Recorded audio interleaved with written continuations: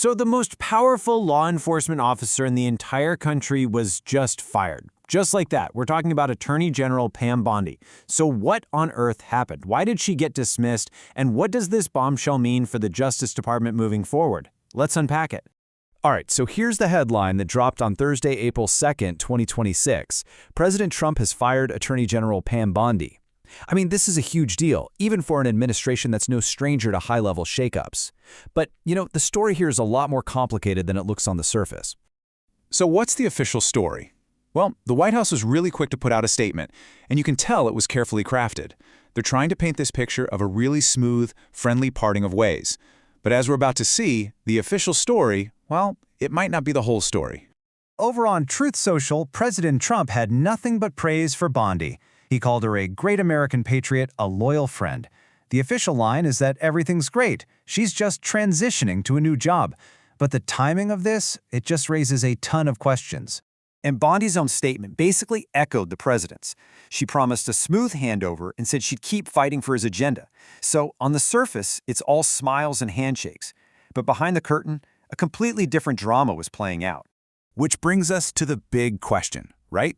If everyone's such good friends and everything's going so well, why was she fired?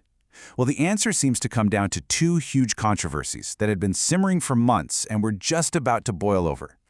The first one, and this is a big one, was the absolute mess surrounding the Justice Department's files on Jeffrey Epstein.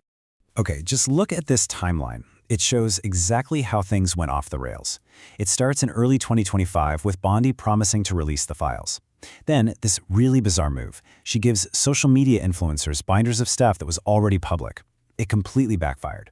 Then Congress steps in and passes a law forcing the release of all the files. The DOJ misses the deadline, and the final nail in the coffin, the House Oversight Committee hits her with a subpoena, demanding she testify about the whole thing. The pressure was mounting, and it's pretty clear the White House wasn't happy about it. But that's not all. The second major reason for her firing seems to be the really embarrassing, very public collapse of two huge prosecutions against the president's political enemies.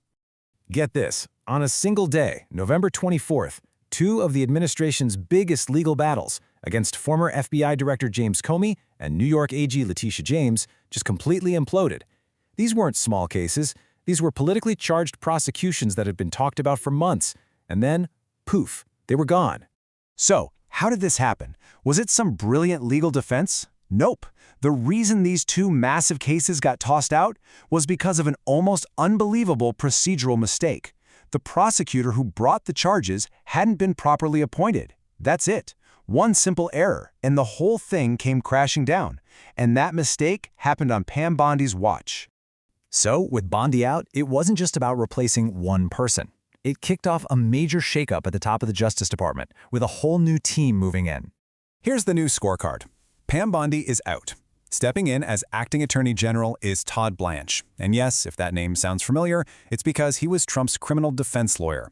And for the permanent replacement, they're reportedly looking at Lee Zeldin, who's another very staunch Trump ally.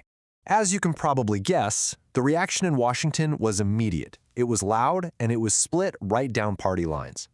So on the Republican side, you had people like Representative Thomas Massie, who, by the way, actually wrote the bill demanding the Epstein files be released, and he came out in support of the firing. For him, it was pretty simple. Bondi didn't get the job done, so it's time for someone who will.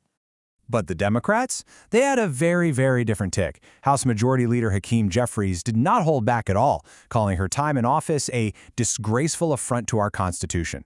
Just a completely different reality. So what about Pam Bondi herself? Well, getting fired doesn't just make all this go away. She is still under that congressional subpoena, and she is still expected to show up and testify.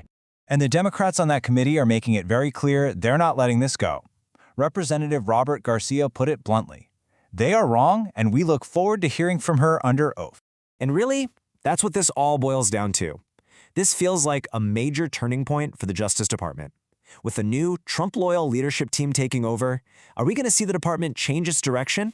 Or is it about to double down on the very things that caused this whole firestorm in the first place? That's the billion-dollar question. What do you think is going to happen next? Let me know in the comments below.